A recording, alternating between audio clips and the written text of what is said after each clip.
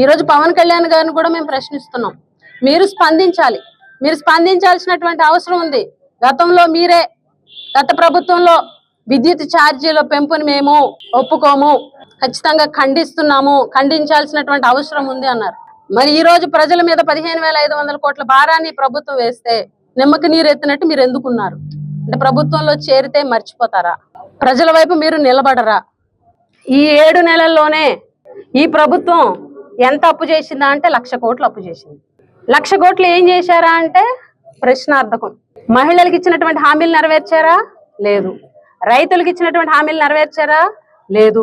నిరుద్యోగులకు ఇచ్చినటువంటి హామీలు నెరవేర్చారా? లేదు. ఉద్యోగులకి డిఏ ఇచ్చారా? లేదు. ఐఆర్ ప్రకటించారా? లేదు. అమ్మఒడి ఇచ్చారా? లేదు. ఫీజు రియంబర్స్మెంట్ ఇచ్చారా? లేదు. మరి 1,00,000 కోట్లు ఏమైపోయినాయి? 1,00,000 కోట్లు ఎక్కడ ఖర్చు పెట్టారు?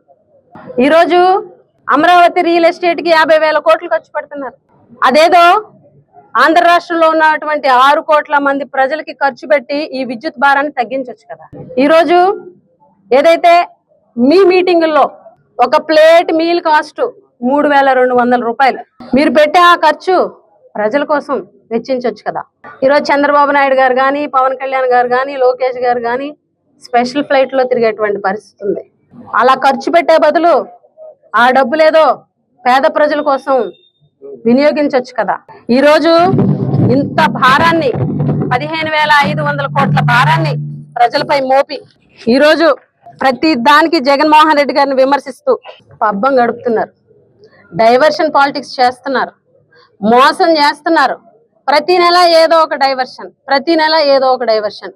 మీరు ఏం చేస్తున్నారు? ప్రజలకు ఇచ్చినటువంటి హామీలు నెరవేరుస్తున్నారా లేదా అన్న దాని మీద సమాధానం చెప్పేటువంటి పరిస్థితుల్లో తెలుగుదేశం నాయకులు లేరు. ఈరోజు తెలుగుదేశం ప్రభుత్వాన్ని మేము ఒకటే డిమాండ్ చేస్తున్నాం.